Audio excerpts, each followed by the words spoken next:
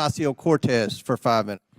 Thank you, Mr. Chair. Now, it has been repeated, and I would also like to repeat that the allegations being presented by the majority are extremely serious, and the prospect of impeachment is also a gravely serious matter, which has been echoed by our witnesses today. And any serious impeachment investigation or inquiry relies on firsthand sworn testimony of witnesses to high crimes or misdemeanors. Today, the Republican majority has called in 3 witnesses to advance their case. Mr. Turley, I have a simple question for you.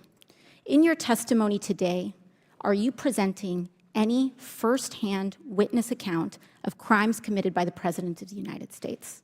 No, I'm not. No, you are not. Ms. O'Connor, you are the second Republican witness here today. Have you, in your testimony, presented any firsthand witness account of crimes committed by the President of the United States? I have not.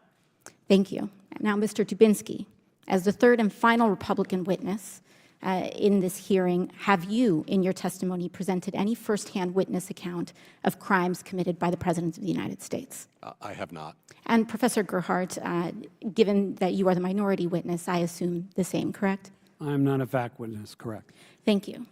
And to clarify, 2 individuals presented today who do have firsthand accounts surrounding the progeny of these allegations are being blocked from testifying by the Republican majority. And I want to explain why this is important. Members of Congress, all of us in this hearing, are not under oath, as we are presently covered by the speech and debate clause. Isn't that correct, Professor Gerhardt? That is correct. And the speech and debate clause covers all statements by a member of Congress, whether they are factual or not. There are only 4 people in this room that are presently under oath in their testimony, and those are the 4 witnesses here today. Is that correct, Professor Gerhardt? That is correct. And so the direct testimony of the 4 individual witnesses here today are the bona fide words that this committee must use in order to proceed or substantiate an investigation. And I want to emphasize why that's important. Earlier today, one of our colleagues, a gentleman from Florida, presented up on this screen something that appeared to be a screenshot of a text message containing or insinuating an explosive allegation. That screenshot of what appeared to be a text message was a fabricated image. It was a fabricated image. I don't know where it came from. I don't know if it was the staff of the committee, but it was not the actual direct screenshot from that phone. And in fact, I would like to submit to the committee the actual full context from the Ziegler Affidavit number 1, Exhibit 402, of the full text of that exchange. Do I have permission from the chair? Importantly, what was brought out from that fabricated image excluded critical context that changed the underlying meaning and allegation that was presented up on that screen by this committee and by members of this committee. Now, they are well within their right to do that because they are covered by the speech and debate clause. This was not submitted by a material or fact witness under oath. That was not submitted by a material or fact witness under oath. The impeachment inquiry, any impeachment inquiry, regardless of party, is an extremely serious matter. Professor Gerhardt, in the impeachment inquiry into President Clinton, were there key fact witnesses that were presented during those proceedings? They were not in the House. Mm-hmm. In the Senate, were there any? There were. There were in the Senate. Now, in the impeachment, investigations with respect to President Trump, were there key material fact witnesses in the House? Yes, ma'am. There were. Are there any key material fact witnesses here today? No, ma'am. None. And so we are wasting our time. When we talk about a threshold of an impeachment inquiry, was there a House floor vote that had a majority of members of Congress that opened an impeachment inquiry into President Clinton? There was. There was. Was there a full House floor vote opening an impeachment inquiry into President Trump? In 2019. Is there one here for this one? Not for this one. There is not one here for this one. This is an embarrassment to the time and people of this country. And I would ask that the chair and I would ask that this committee elevate to the promise of our duties here and comport ourselves with the consistency and practice that is required of our seats and our duty and our oath to our responsibilities here. And with that, I yield back. Thank you. Chair recognizes Mr. Goffin for 5 minutes.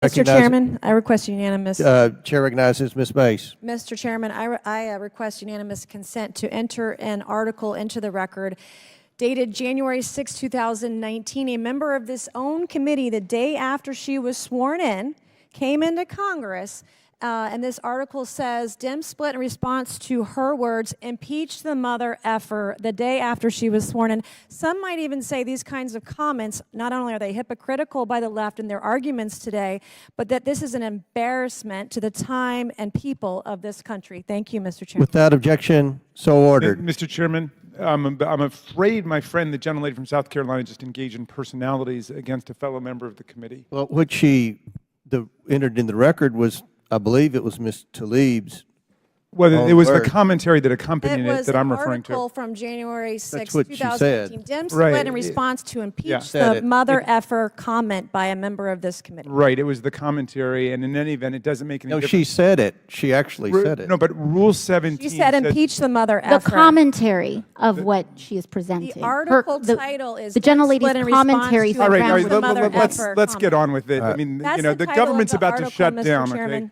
okay? Chair, order. Chair now recognizes Mr. Latour. Mr. Bobulinski, I heard your opening statement. It's submitted to the record, part of our proceedings. I have a quick question. Simple. Is it your testimony today that you personally witnessed President Joe Biden commit a crime? I believe the fact that he was sitting with me while I was putting together a business Did you deal. witness the but- president commit a crime? Is it your testimony today? Yes. And what crime have you witnessed? How much time do I have to go through it? It is simple. You name the crime. Did you watch him steal something? Corruption statutes, RICO and conspiracy. What is it? FARA. What is the crime, sir? You Specifically. wait, you asked me to answer the question. I answered the question. No. RICO, you're obviously not familiar with. Corruption Excuse me, statutes, sir. Excuse me, FARA. sir. Excuse me, sir. RICO is not a crime. It is a category. What is It's the a category crime? of crimes that you're then charged You under have charges. a long 100 You list have of statutes. charges. Sir, You please want me to name the exact statute Sir, under RICO? yes. Oh, well, it's funny. In this committee room, everyone's not here. There's over 18 All right, sir. I reclaim my lawyers time. that I went to reclaim law my school. time. I'll leave reclaim it my up to time. you guys Okay, to thank define you, the sir. I statute reclaim my under time. RICO. Clearly, what we are seeing here today is a continuation of the 15-month saga of the Republican majority lost in the desert. Impeachment 101.